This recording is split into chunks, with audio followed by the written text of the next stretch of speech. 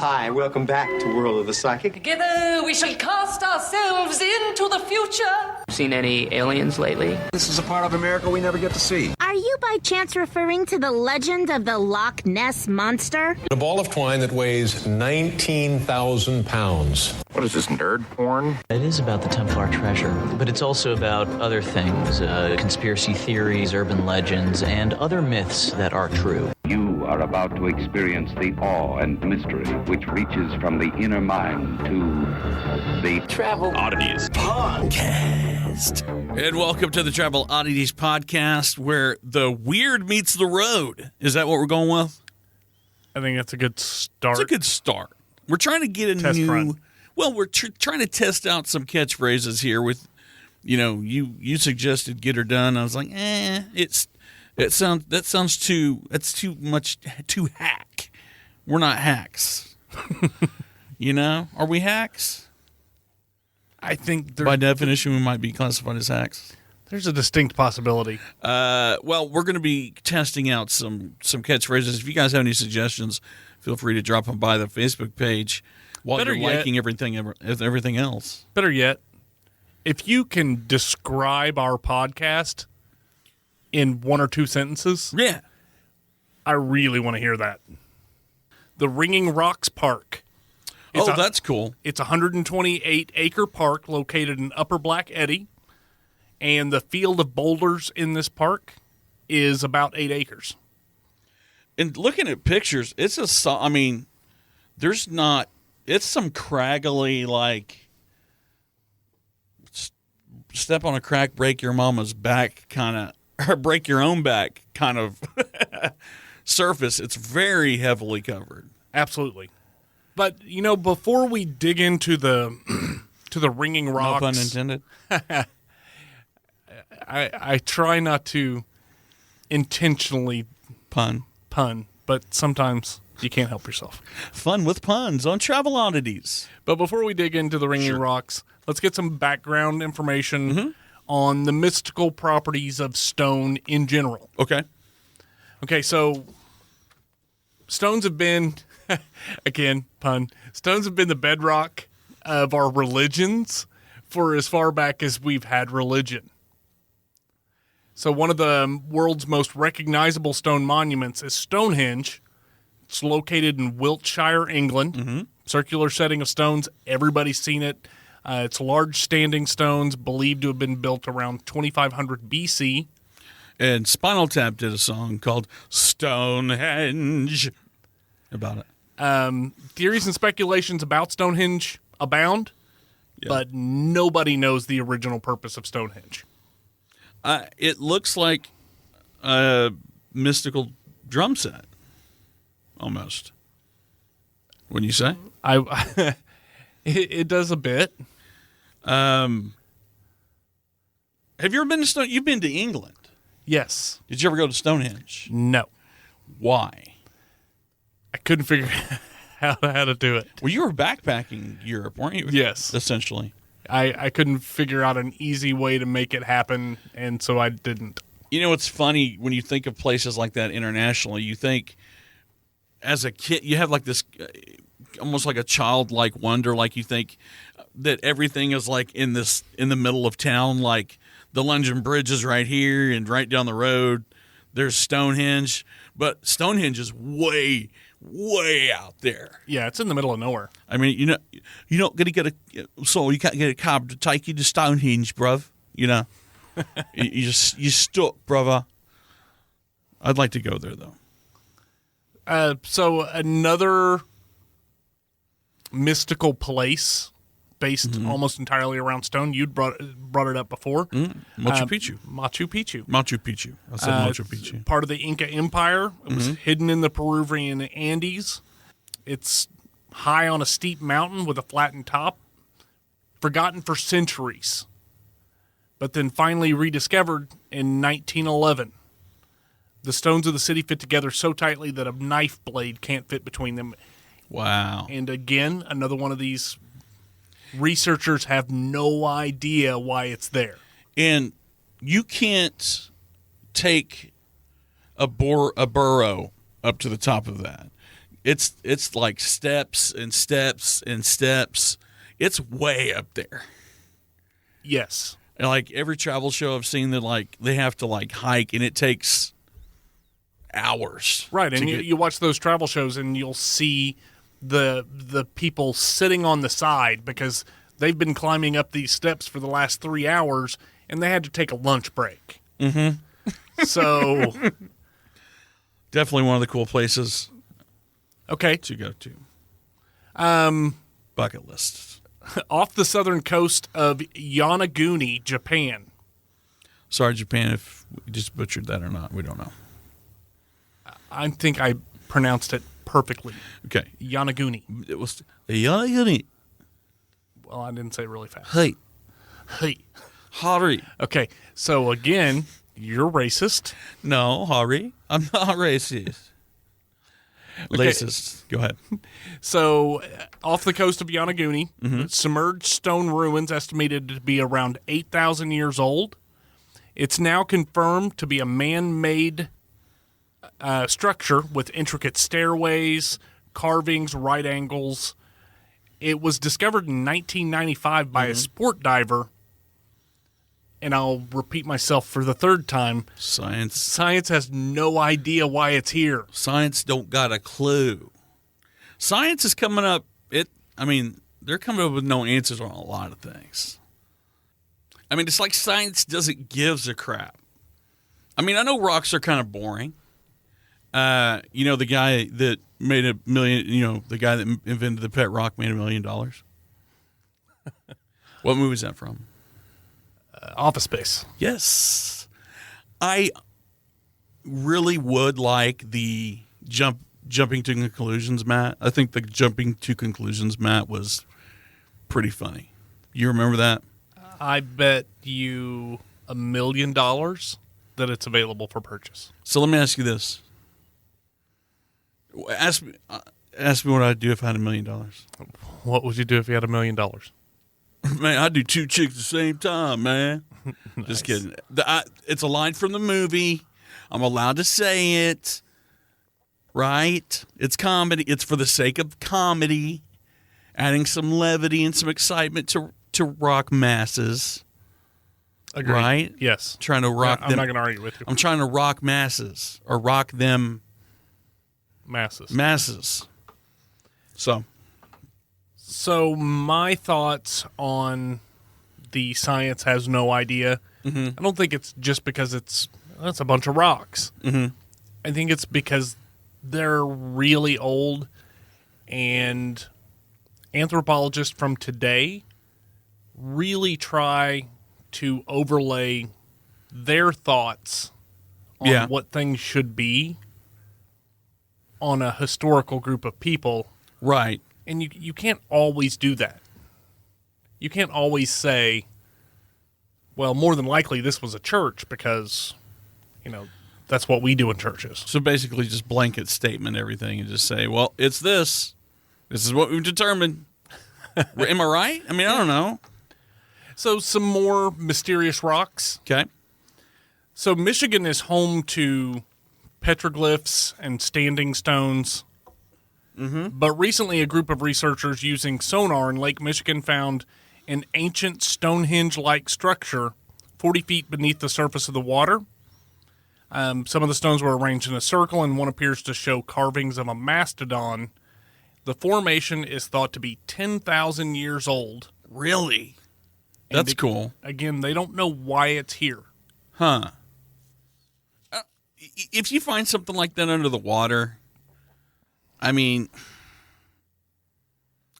is it more beneficial to leave it there or maybe not exhume? What's the word? What's the term when you bring something out of the water?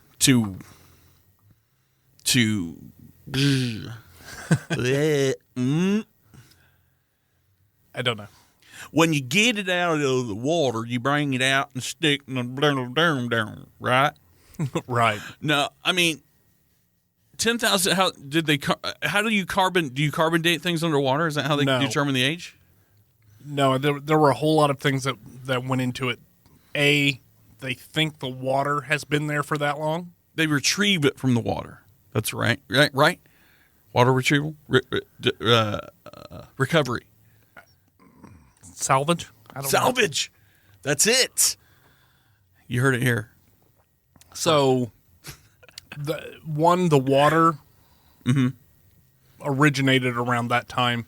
2, mastodons were still a thing 10,000 years ago. So if there's a drawing on a stone, it's probably a mastodon. Of a mastodon, then somebody had to see the mastodon. So the water was it from an iceberg? Pardon me. Melting glaciers or glaciers? Glaciers? Yes, glaciers. Glaciers. That's cool. I like it when we find things like that in North America.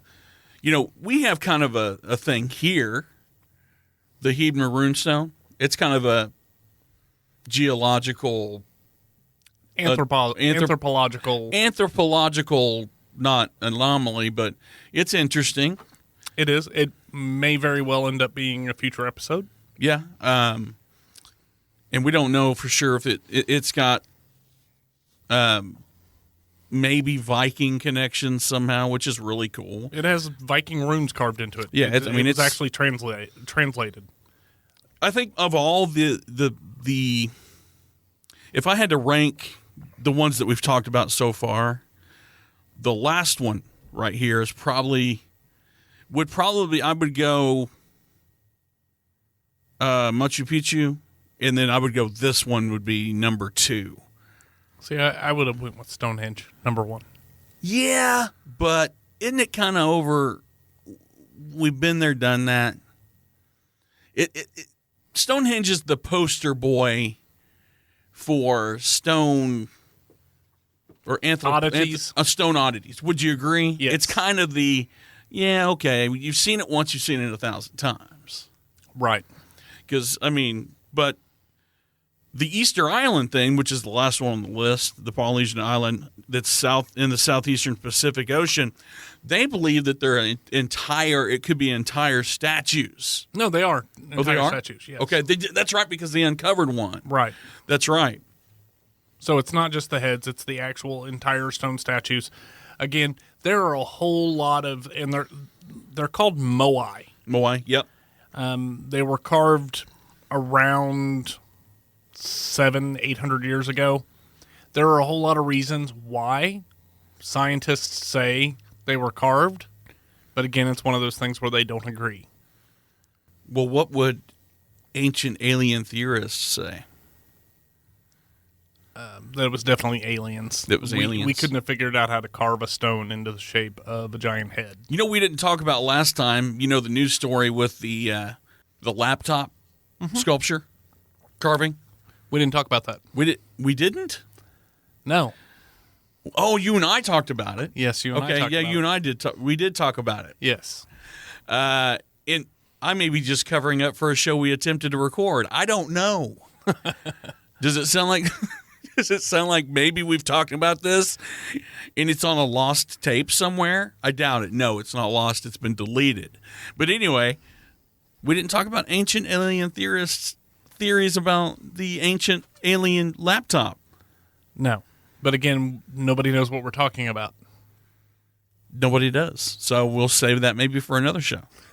Sorry, slip. Loose lips sink ships. Okay, so throughout history, though, stones have been thought to have a whole lot of different paranormal properties. I guess that's the best way to describe it. But they've been thought to do any number of things. So you've got a whole industry built around the healing properties of gemstones. You're leaving something out here. What am I leaving out? And we'll put this on the show notes. We went to the psychic fair. Yes, the Mind, Body, and Spirit Expo. Which it was kind of cool. It was different. But speaking of stones, you got your stones read. Now, there's a couple of different ways to look at that. You got your stones read because you refused to have He refused to have his chakra aligned for $30. But we met, was it Randy, the rune stone maker? Runestone reader. Sorry. Yeah, I'm not sure. I don't remember his name. Yes, it would have to begin with an R just to make it clever. You got your runes read. Yes, my runes are red. My stones are red. I have red stones. Your stones were red. Yes. Would you care to discuss that? There's not a whole lot to discuss. This is a big part of your life here. It was really uneventful. I know, but this is a big part of who you are now.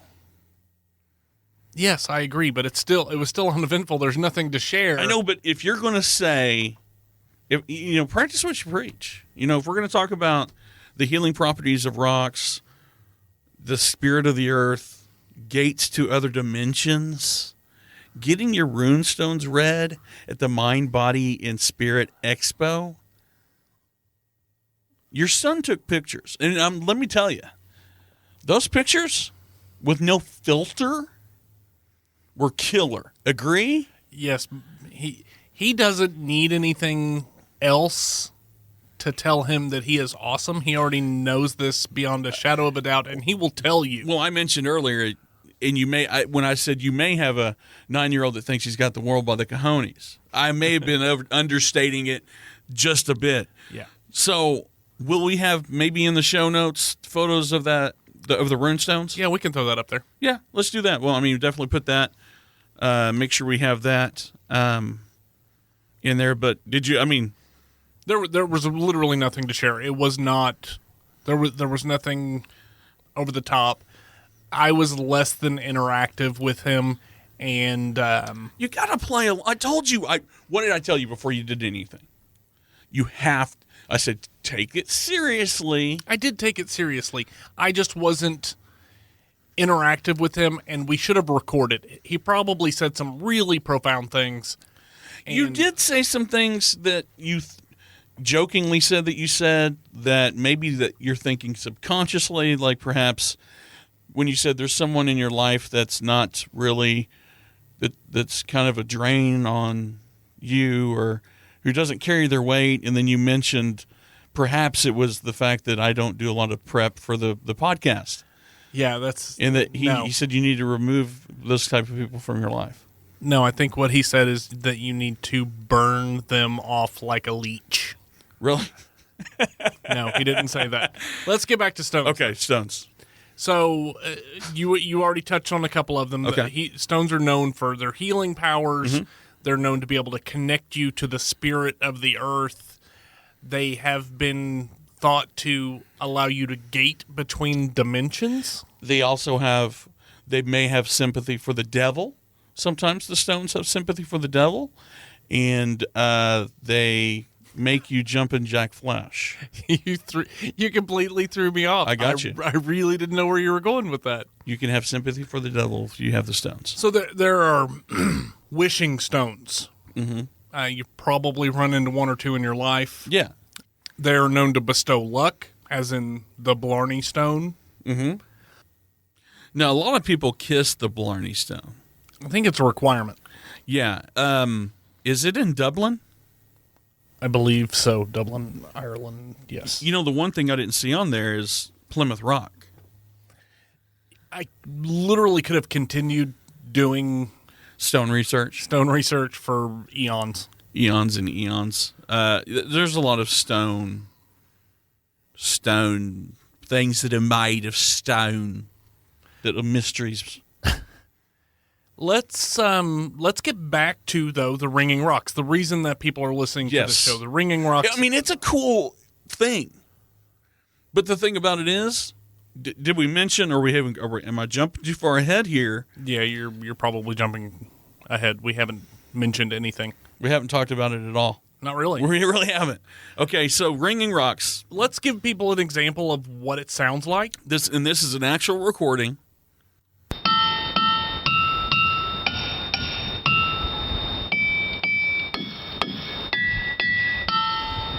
Now, I will say that there were a couple of the more dull sounds in there. The k, less of a ting and more of just a sharp ping. Right, but again, you're banging on a rock. Yeah, I know. It's cool. I'm not discounting it. I'm not discrediting it. I think it's cool. I would go there. I would definitely bang some stones.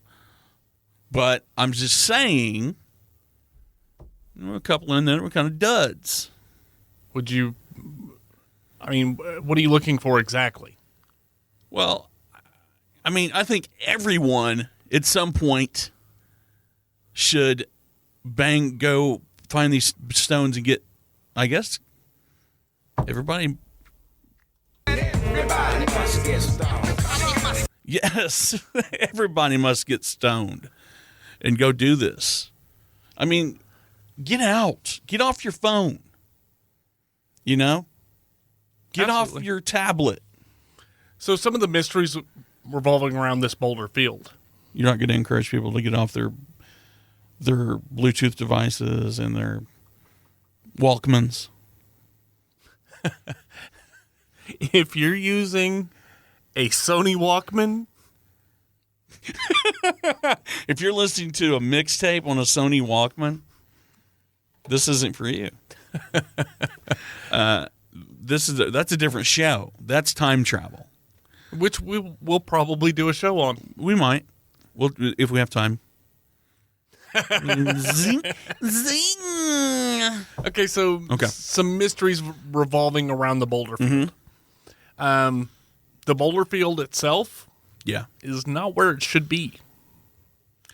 Yes, it's interesting because. You mind if I jump in there? Absolutely not.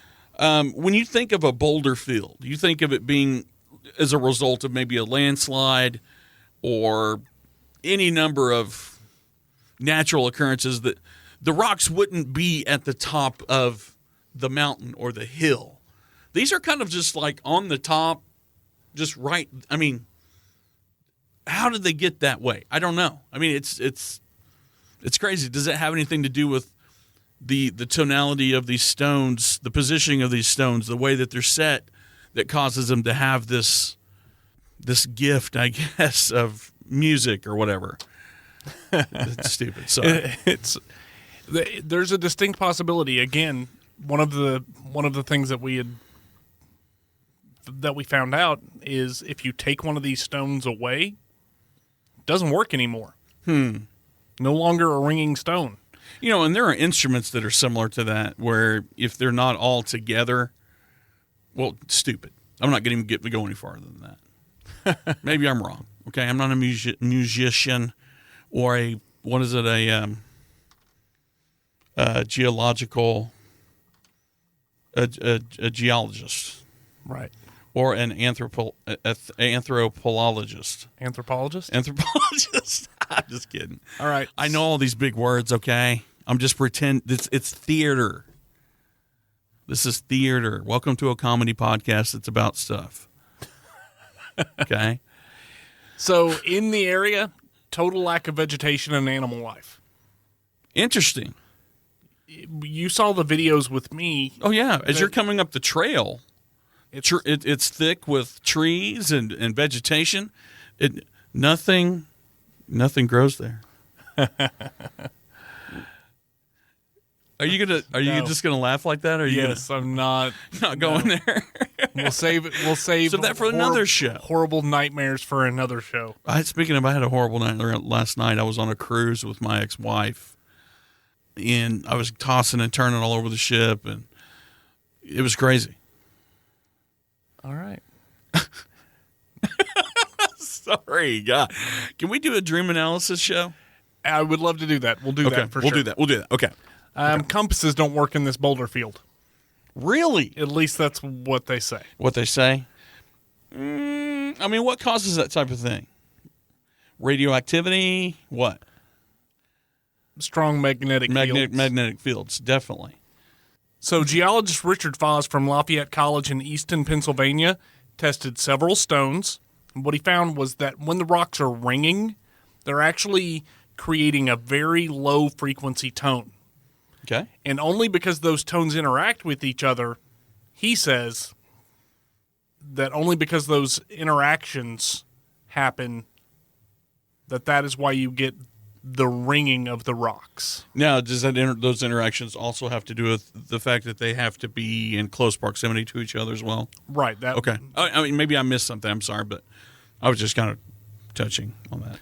So most people believe that Foz experiments explained the nature of the tones, but he was unable to figure out the specific physical mechanism in the rock that makes them do that. Or to explain why it only works with about half the rocks. Now, have they cut a rock in half? Tons of them. Okay. Interesting. They're made of a substance called diabase. It's basically volcanic basalt. Oh, okay. Now, back to Stonehenge for a second. Okay. There is a really cool theory that suggests that Stonehenge is actually a musical instrument. Okay. Has anybody, have, like, if you strike the stones, it'll make music, or just, right? There are tonal qualities of the stones at Stonehenge that are similar to these stones. And then on top of that, the way that I read it is that it's the design of Stonehenge is actually an auditory illusion. And so that if you were singing in the middle of this as a group, that the alternating stone and empty space has an impact on the performance. Oh, cool. That's neat. Where'd you find that? The deep internet. The deep internet? Yeah. The information superhighway. Right. So some of the odd explanations for these rocks and their properties. Okay. Radioactivity. Obviously, any stone is going to give off a small amount of radioactivity, just because that of the way stone is created. Another explanation is that there was some sort of meteor type interaction with the original boulder field. Another ADD moment. What? Did you know that Anthony Bourdain made a knife out of a meteorite, and it's the most badass thing you've ever seen? Does he use it to cut open weird food? I don't know what he uses it for, but it is one of the coolest things I've ever seen. Just the way it looks is really cool. Anyway, go ahead. Continue. So strange magnetic fields in the area. So again, the compasses don't work. Maybe that is what is causing the rocks to produce this sound. Supernatural possibilities. So possession. Yeah. I'm going to stick to the. I think on something like this, science wins. Like, science. I don't know. Science hasn't done anything. Well, that's true. They haven't really done anything that just blows my mind. But I don't think parapsychology could come in and do anything and do any other research that would be as profound. I totally disagree. I think if Peter Venkman were to investigate the ringing rocks, he would find an answer. He would? Yes. What would the answer be? Well, he would have to find it first. We don't know. Well, okay. I'm going to be honest. Okay. You set that up like you were going to play something like a clip. Oh, no, I wasn't going to play it. I thought we were going to get like a sound bite or something. Now, the next one on the list of possibilities is one of the ones that I'm most interested in, which are the ley lines. Now, you gave a brief description of what those ley lines were last time. You don't need to go into that again. But Stonehenge is an example of a stone structure that also is on an intersection of ley lines as well. That also shares a common denominator with this particular boulder field. It is on a ley line. It is. Correct? Yes. I mean, again, there's no concrete evidence to prove what exactly that means for this particular formation, because it's not like a structure that's built. It's just a really cool area. But yeah, it's pretty cool stuff. Now, hauntings? I don't know. What do you think? I'm with you on that. It seems a stretch, but it was listed as one of the possible explanations. Maybe Mozart. No. Maybe, I don't know. Hauntings, I'm going to say no. I think there's just, okay, maybe there's not too much science involved here, but I think there's just enough science that you can kind of dismiss the more supernatural explanations. Would you agree with that? Yeah. Yeah, so. Okay, so how about this one then? Okay. UFOs. No. Why? You give me 3 concrete, rock hard evidence of UFOs involvement. Maybe. If you say if you utter the letters CIA, I'm going to kick you in the ASS. Maybe the UFO came down, landed in this area, and kind of magnified the area or whatever. Kind of like when you can turn things magnetic by rubbing a magnet on them or something like that. Right. I mean, maybe they were there maybe they were rock hunting, and the aliens were like, I want to rock!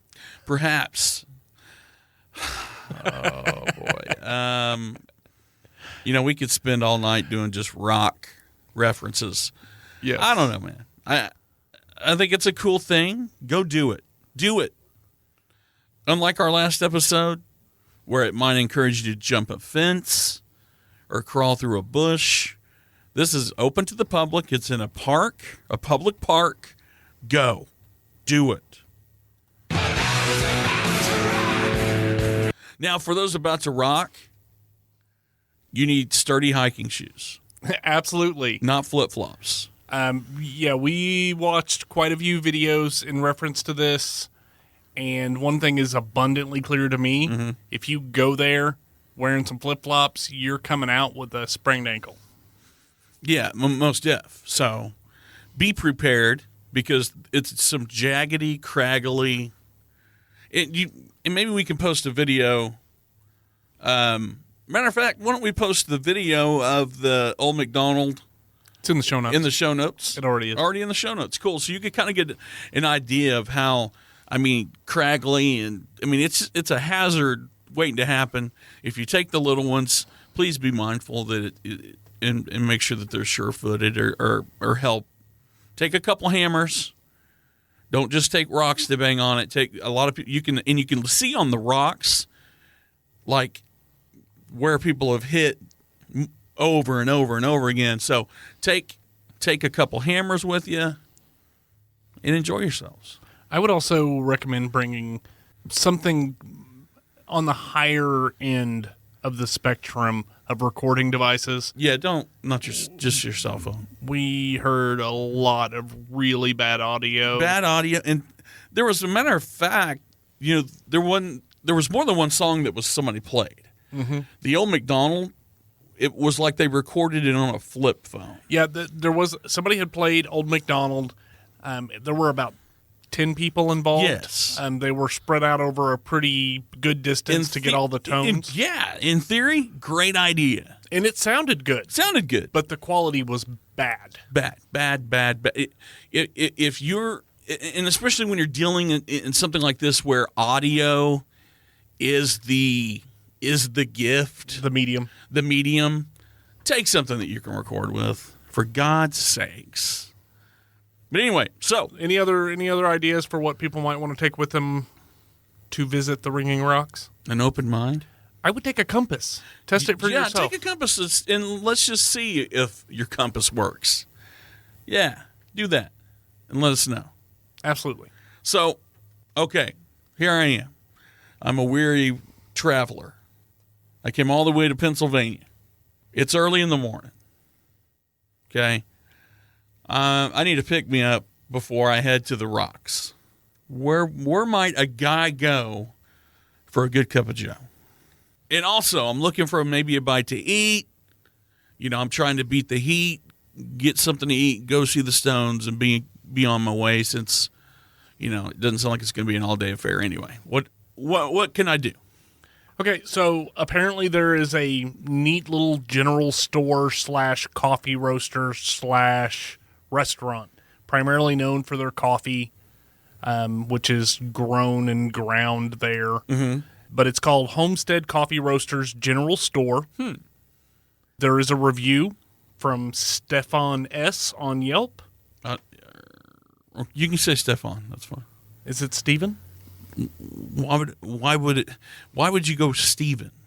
I don't know. What else is there? Stefan or Stefan?